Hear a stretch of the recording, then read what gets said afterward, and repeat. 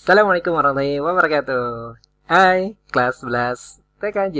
Kembali lagi bersama Bapak Supriyadi di pelajaran Teknologi Layanan Jaringan. Kali ini kita akan memasuki pembahasan standar komunikasi data. Sebagaimana yang telah dibahas pada pelajaran sebelumnya terkait dengan komunikasi data, bahwasanya komunikasi data itu proses pengiriman pesan dari satu piranti ke piranti yang lain.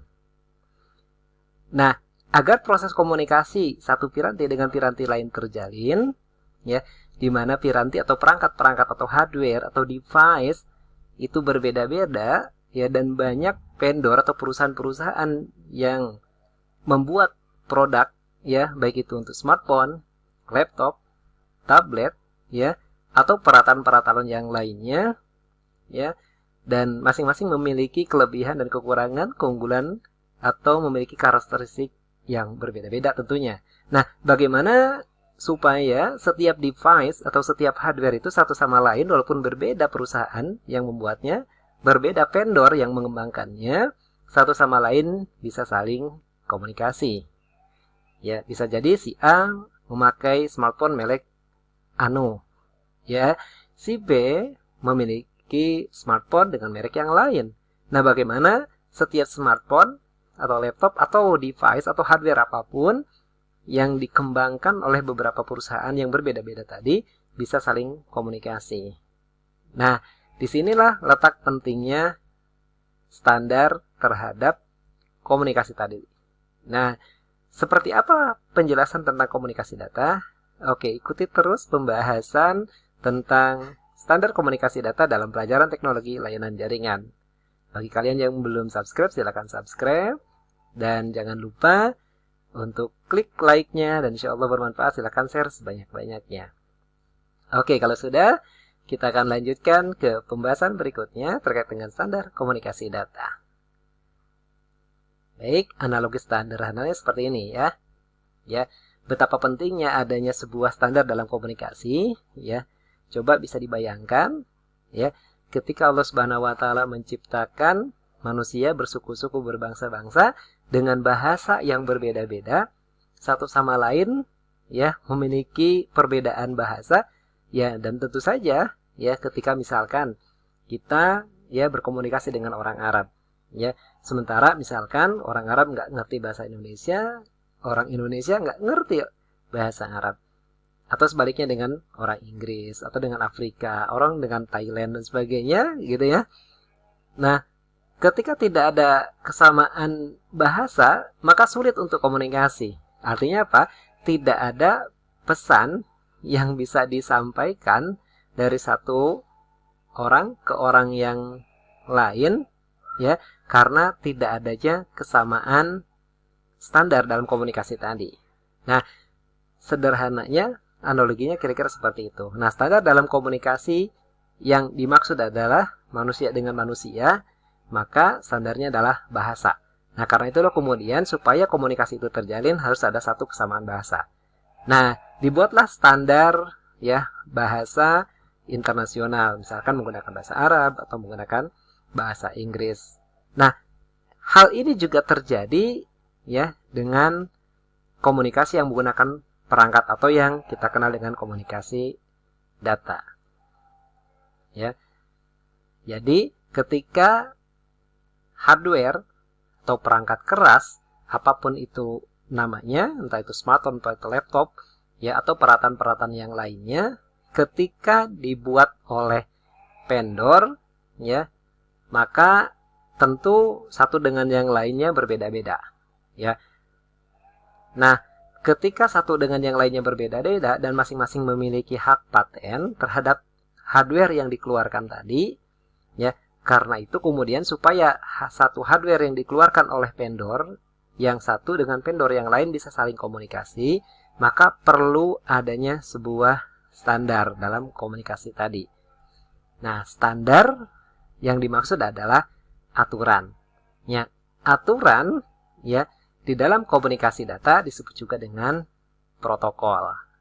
Ya, jadi penerima, ya, kemudian pengirim, ada pesan yang diterima, ya, dari pengirim atau pengirim mengirimkan sebuah pesan dari komputer yang satu atau ke komputer yang lain atau dari satu hardware ke hardware yang lainnya, ya, supaya dari satu hardware bisa diterima oleh hardware yang lainnya, maka perlu adanya protokol, ya, yang membuat pesan tadi bisa disampaikan. Apa sih protokol? Nah, protokol itu adalah sebuah aturan atau standar yang mengatur atau mengizinkan terjadinya hubungan, ya, komunikasi, ya, perpindahan data dari satu ke yang lainnya, ya, entah hanya satu dan satu titik dengan titik yang lainnya, atau dalam artian hanya terdapat dua titik, ya, peer to peer dalam istilah jaringan, ya, atau dari satu titik ke titik yang lain yang lebih banyak, gitu ya. Nah, ini analoginya kira-kira gambarnya seperti ini ya, dari satu komputer ke komputer yang lainnya, atau dari satu komputer ke perangkat-perangkat yang lainnya, supaya satu sama lain bisa saling berkomunikasi, mana yang boleh, mana yang tidak, mana yang harus diteruskan, gitu ya, mana yang harus di stop, gitu ya. Nah, aturan-aturan seperti itu yang disebut dengan protokol komunikasi data. Nah, ketika kita membahas protokol komunikasi data, di mana hardware yang dikembangkan oleh vendor atau perusahaan itu berbeda-beda, ya, maka setidaknya, ya, vendor atau perusahaan ketika membuat hardware tadi perlu memperhatikan protokol utama. Nah, karakteristik dari protokol atau karakteristik utama dari sebuah protokol yang harus diperhatikan adalah yang pertama bahwa, ya, mampu mendeteksi hardware yang tersambung berdasarkan ID. Nah, ini di komputer dan jaringan dasar di kelas 10 sudah dibahas, ya. Ada ID hardware. Ketika kita membahas tentang hardware, maka setiap hardware ada ID-nya, gitu ya. Ada identitas dari hardware tadi. Termasuk ketika kita ingin mencari driver dari hardware tadi, misalkan ya, supaya bisa berjalan dengan maksimal, maka kita bisa mendeteksinya dari hardware. Nah, ketika vendor membuat hardware atau mengeluarkan hardware, maka perlu dicantumkan identitas dari hardware tadi, biasanya berupa angka-angka, gitu ya. Kemudian yang kedua adalah, ya, mampu menangani berbagai macam jenis connection atau koneksi yang terjadi dalam sebuah komunikasi, ya. Kemudian yang ketiganya, ya, menetapkan format data yang dikirimkan, terus kemudian data tadi dikonversi, ya, setelah diterima oleh hardware yang lain, ya, biasanya dalam bentuk, misalkan dalam bentuk analog, ya, kemudian nanti menjadi data digital, kemudian dikirimkan dalam bentuk digital dalam sebuah jaringan, diterima oleh komputer lagi, dan di sini harus kemudian dikonversi lagi ke bentuk analog. Ya, sebagai contoh, misalkan ketika kita mengirimkan foto, ya, foto yang kita scan, kemudian kita masuk berupa jadi gambar, kemudian dikirim melalui email, ya, dalam bentuk digital, nanti diterima oleh komputer yang lainnya. Nah, ketika diterima oleh komputer yang lainnya itu, ya, kemudian mampu dicetak dan kembali menjadi gambar.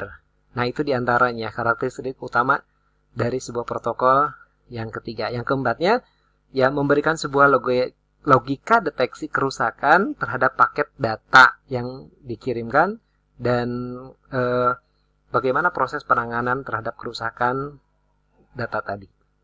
Kemudian yang kelimanya, memiliki alur sistem yang mampu memperkirakan terjadinya loss data atau kehilangan data, ya. Dan bagaimana proses menangani kehilangan data tersebut, ya. Kemudian yang terakhir adalah, ya, mampu melakukan connection closing atau connection closing itu menutup koneksi. Jadi ketika pesan sudah berhasil diterima, ya, dikirimkan oleh satu komputer atau oleh satu peralatan, kemudian pesan tadi diterima oleh peralatan yang lain, maka, ya, protokol tadi harus mampu menutup koneksi ketika sudah selesai. Nah, itu diantaranya terkait dengan karakteristik utama sebuah protokol yang harus diperhatikan oleh vendor atau perusahaan ketika membuat sebuah hardware. Nah, disinilah letak pentingnya adanya standarisasi terhadap komunikasi data, supaya setiap hardware yang dikembangkan, ya, oleh perusahaan manapun, dalam bentuk apapun, mampu berkomunikasi satu dengan yang lainnya dalam sebuah jaringan. Dan ini termasuk dalam komunikasi data. Baik, demikian pelajaran terkait dengan komunikasi data. Insya Allah akan kita lanjutkan lebih dalam lagi ya, terkait dengan perusahaan-perusahaan atau badan-badan yang melakukan standarisasi terhadap komunikasi data tadi. Karena itu, ya, komunikasi data itu harus ada satu badan ya, atau sesuatu yang disepakati ya berdasarkan ketentuan internasional terkait dengan standar komunikasi ini ya, supaya tidak ada yang berbeda satu dengan yang lainnya. Dan terakhir ya, terkait dengan komunikasi data ini, nanti kita secara khusus akan membahas tentang lapisan-lapisan jaringan ya, atau yang kita kenal dengan OSI. Ya, insya Allah akan ketemu lagi di video berikutnya. Baik, mudah-mudahan bermanfaat. Ya, demikian dari Bapak. Assalamualaikum warahmatullahi wabarakatuh.